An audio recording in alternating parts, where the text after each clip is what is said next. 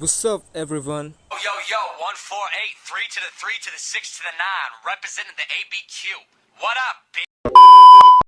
So today we'll be reviewing the Project Matrixx 11.1.0, and let me tell you that this is the initial Android 15 release of this phone. So yes, we'll be covering everything starting from its customizations, performance, battery backup, everything. So make sure to watch the video till the end, and if you're new to the channel, make a sub right now. So anyways, let's get the video started. So firstly, for the settings UI, you get this basic settings UI, which is fine considering its initial Android 15 release. And apart from this, when you open the about phone section and pick its Android version, so yes, it shows the Android 15 Easter egg.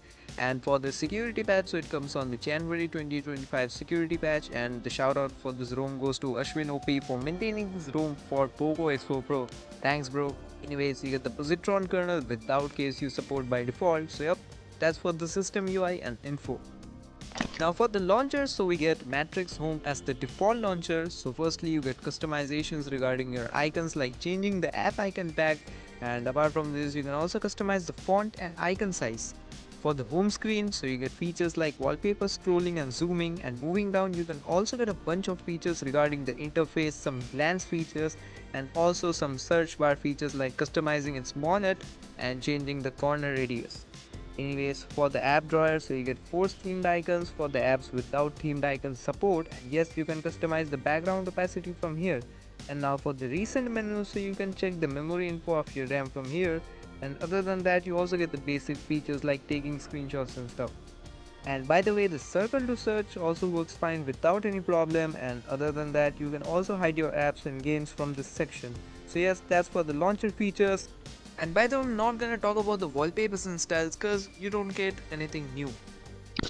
Now for the pre-installed apps, you get the MIUI camera, which works absolutely fine, and other than that, you also get the aperture cam, and yes, this is a G-Apps build, so you get the Google dialer, but don't worry, you also get VCR to record calls without any announcements. So yes, that's for the pre-installed apps.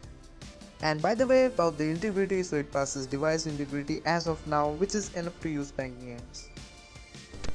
Now down below the features and customizations of this ROM. So firstly, when you open settings, you get this tab called the Matrixx settings. So when you click on it, as you can see, you get a bunch of features and customizations for your UI. So firstly, talking about the ambient display, so you get features regarding wake up and edge lightning. And moving back, you also get the same lock screen animations, and I think it's time to add some new lock screen animations. These two have been there since a long time. Anyways, you also get the smart pixels feature, and you also get a lot of navbar and font styles, and there are a bunch of signal, Wi-Fi and app icon shapes too. So that's for the user interface customizations. Nope. For the QS panel customizations, the first thing which appears is this header image. So you get a bunch of pre-installed images like this Avengers collection, and also wait. What the So when you click on any image and check your QS panel, it gets applied, and yeah, that looks really great. Tight.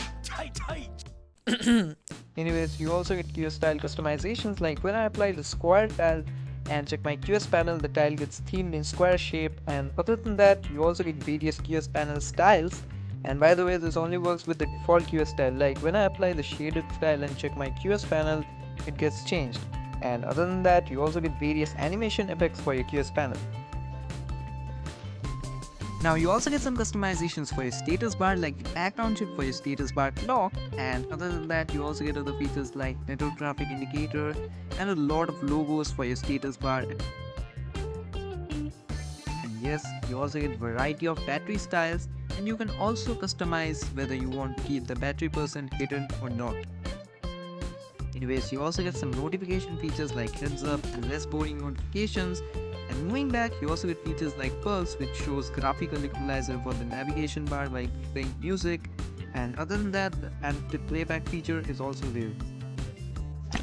For the miscellaneous features, so firstly, you get game space, and other than that, you also get the game clock spoofing features, which lets you select the spoofing file for your games. Like, let me show you how it works. The first thing you need is to select the JSON file to spoof the games for unlocking the higher FPS in game. So when you select it and restart your device, the spoof gets applied for the specific game listed in the JSON, And other than that, you also get other features like the Will Photos Unlimited Storage Spoof, which works absolutely fine, and some other spoofing features like the Play Integrity and Netflix spoofs. Other than that, you also get features like pocket detection and the sidebar feature, which is exactly same as the floating window you get in MIUI and HyperOS, and works absolutely fine without any problem. So yep, that's for the room features. Talking about the performance of this ROM, so firstly for the Antutu scores, it scored exactly 423K, and other than that, the CPU throttled to 91% of its max performance with the max chip score of 171K. And now for the gaming performance, as usual, I played BGMI, and for the FPS settings, you get the default FPS settings, but as I use the spoofing file, it unlocked 90 FPS, so by default you get Ultra, which is its default FPS. Now if I talk about the results, so for the TDM matches I got 58 to 60 FPS consistently even in longer sessions, and for the classic matches you can expect 55 to 60, which is a great number, and even the battery consumption was fine while playing the games. So yes, the gaming performance was really great. Talking about the battery backup, so yes, I got about 7 to 8 hours of battery backup on heavy usage, and for normal usage you can expect 8.5 hours, which is a great number. So yep, that's my experience regarding this ROM.